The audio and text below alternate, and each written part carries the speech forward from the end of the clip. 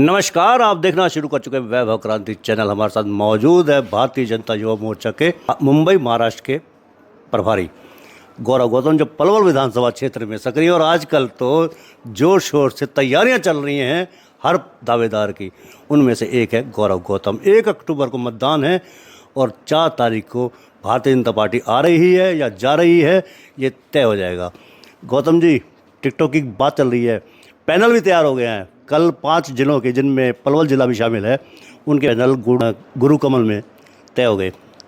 नाम आया आपका? पिछली बार 2019 में रह गए थे आप।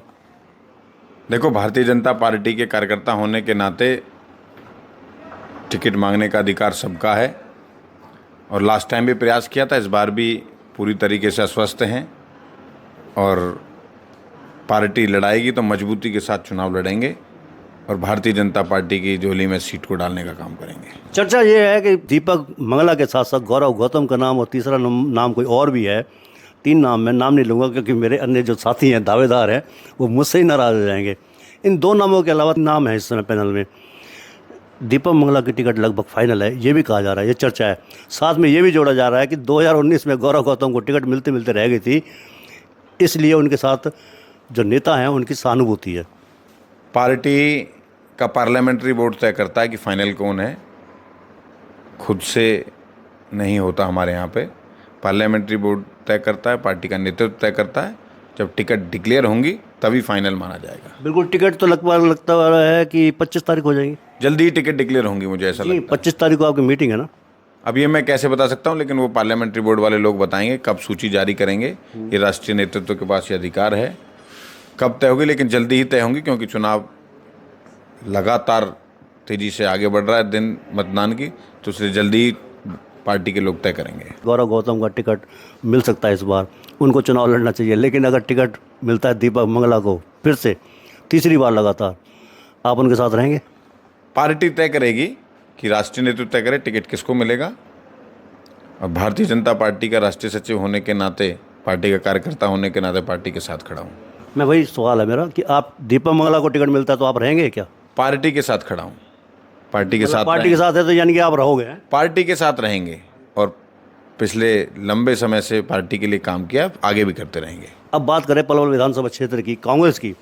पूर्व मंत्री करण सिंह दलाल की यहाँ ज्वाइनिंग काफ़ी हो रही है, रोज़ आए दिन ज्वाइनिंग हो रही है, लोग छोड़ रहे हैं। और आपकी भारतीय जनता पार्टी के जो समर्थक पार्षद हैं या जिला पार्षद हैं या सरपंच हैं, वो भी छोड़कर दलाल खेमे में जा रहे हैं। हमारे पास भी लोग बहुत सारे ज्वाइन कर रहे हैं, कांग्रेस के लोग भी ज्वाइन कर रहे हैं। ये तो यहाँ पर मुझे ऐसा लगता है कि वो अपने ही लोगों को ज्वाइन करा रहे हैं, लेकिन इनका प्रदेश का नेतृत्व किरण चौधरी जी आपने देखी होंगी, श्रुति चौधरी जी आपने देखी होंगी, कुलदीप बिश्नोई जी देखे होंगे। ये सब सारे बड़े लोग छोड़ के भारतीय जनता पार्टी में अपनी विश्वसनीयता दिखाई है कि ये लोग पार्टी, देश का, समाज का, प्रदेश का भला कर सकते हैं। तो कांग्रेस हताश है, अपनी गुटबाजी में फंसी हुई है। अगर कांग्रेस चाहती है कि हम कुछ करें तो दम है तो मुख्यमंत्री पद घोषित करें और मैदान में आएँ।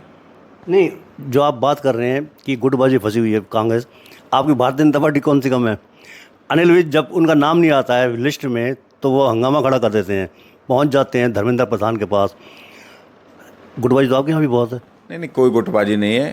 भारतीय जनता पार्टी एक विचार है, विचारधारा के आधार पर सब पार्टी चलती है और उस पर हर व्यक्ति, भारतीय जनता पार्टी के कार्यकर्ता पूरे ताकत के साथ, पूरे मन से सब काम करते हैं। हमारी पार्टी में कभी कोई गुटबाजी नहीं रहती है। ये सब कांग्रेस का ही कल्चर है कि सिर फुटाई भी उनमें आपस में हो जाती है।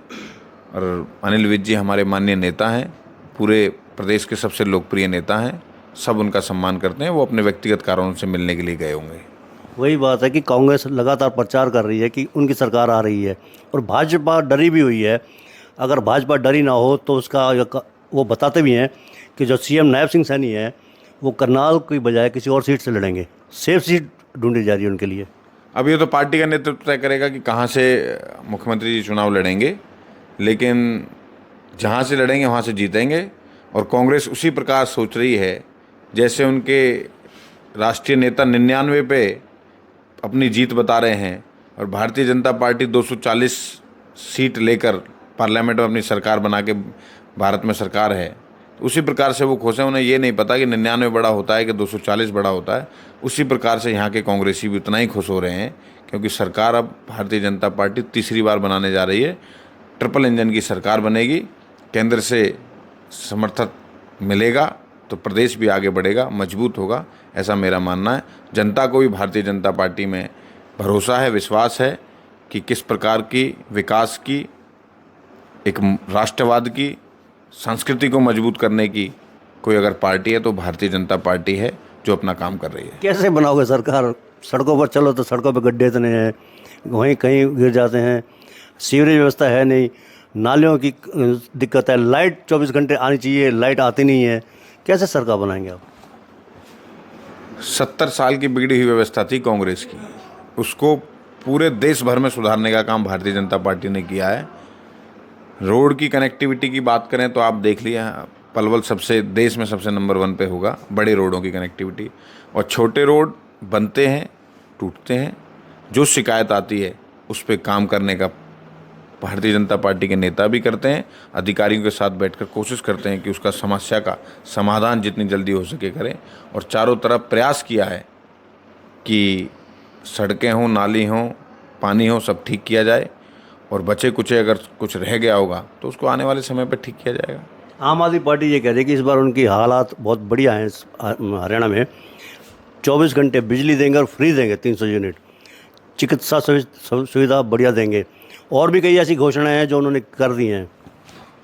सोशल मीडिया के माध्यम से और अलग अलग वहाँ के दिल्ली के लोगों से जाकर बात करेंगे तो उनको समझ में आएगा कि अब उनका बिजली का बिल कितना आ रहा है, क्या पानी की व्यवस्था उन्होंने की है, किस प्रकार से दिल्ली को एक नदी नाला बना के छोड़ दिया है। सोशल मीडिया पे आप लोग देखते भी होंगे, नहीं तो देखना भी चाहिए और वहाँ के दिल्ली के लोगों से बात करना चाहिए।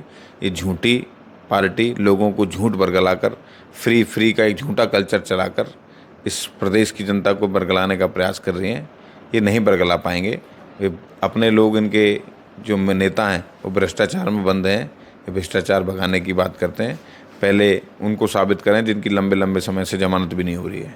अच्छा, अगर आपको टिकट मिलता है तो कौन कौन से मुद्दों के साथ आप जनता के बीच में जाएंगे?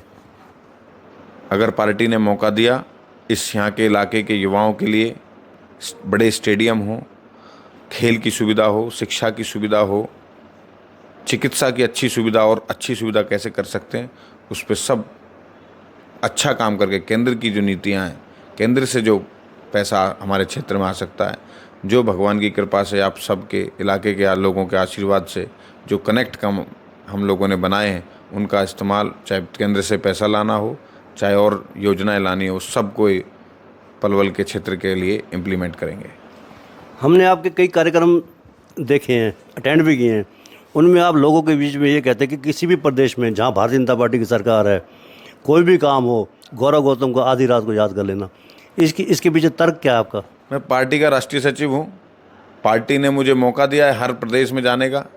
वहाँ मैंने अपने लोगों के साथ, पार्टी के लोगों के साथ, अगर मेरे इलाके के लोगों को अगर कहीं अंडमान निकोबार में भी दिक्कत होगी या हिमाचल में दिक्कत होगी, उत्तराखंड में दिक्कत होगी, तो मैं अपने लोगों के लिए बात करूँगा, इलाके के लोगों के लिए बात करूँगा। क्योंकि बात की थी कांग्रेस के नेताओं से, उन्होंने कहा ये बड़बोलेपन की निशानी है ये। अब या तो वो खुद नहीं कर पाते हैं तो बड़बोलापन कहेंगे, लेकिन हमारा प्रयास रहता है कि हम अपने क्षेत्र के लोगों के लिए, मैं प्रूफ कोई ऐसा देना नहीं चाहता किसी के लिए, लेकिन उनको कहीं समस्या आती है, वो आते भी हैं और काम हम प्रयास करते हैं कि उनका काम दूसरे क्षेत्र में भी कहीं पड़ता है तो करते हैं। कौन कौन सी समस्या आती है? नौकरी वोकरी की बात है? कोई किसी की नौकरी की हो, किसी की कोई व्यक्तिगत समस्या भी हो सकती है, कोई गलत प्रकार से हमारे लोगों के साथ कहीं किसी दूसरे प्रदेश में कोई अन्याय हुआ हो तो उसको वहाँ के नेताओं से बात करके सुलटाते हैं। यहाँ के कितने लोग करते हैं उनका नाम बता दें, कांग्रेस के लोग कितने लोगों का किया अभी तक। तो क्या कहना चाहेंगे आखिरी में, क्योंकि 1 अक्टूबर को मतदान है, तो मतदान के लिए आप क्या कहना चाहेंगे लोगों से? भारतीय जनता पार्टी के लिए समर्थन कर दें।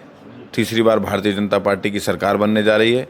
देश में जो तीसरी बार बनी है उसी प्रदेश में आप इम्प्लीमेंट करके मैं जनता से अपील करूंगा। और प्रदेश को आगे बढ़ाने के लिए, हिंदू संस्कृति को आगे बढ़ाने के लिए, राष्ट्रवाद को मजबूत करने के लिए, नरेंद्र मोदी जी को मजबूत करने के लिए एक एक युवा, महिला, किसान, जवान सब लोग तैयार हैं। किस प्रकार से प्रदेश सरकार की नीति पे नायब सिंह सैनी सरकार काम कर रही है, युवाओं के लिए, किसानों के लिए, गाँव के लिए, हर क्षेत्र में काम करने का एक जो लंबा प्रयास, पुरानी व्यवस्था उसको सुधारने का प्रयास किया, उसके लिए मैं जनता से निवेदन करूंगा, आग्रह करूंगा कि मतदाताओं से कि आप भारतीय जनता पार्टी के समर्थन में वोट करके तीसरी बार सरकार बनाएं। तो ये थे हमारे बीच में गौरव गौतम, जो पैनल में 2 नाम है उनमें गौरव गौतम का नाम भी शामिल है। हो सकता है कि जब तक ये इंटरव्यू प्रसारित हो तब तक टिकट की घोषणा हो जाए। बहरहाल आप हमारे चैनल को लाइक करें, फॉलो करें, कमेंट बॉक्स में एक प्रतिक्रिया दें, इस लिंक को ज़्यादा से ज़्यादा शेयर भी कर दें। धन्यवाद। जय हिंद, जय भारत।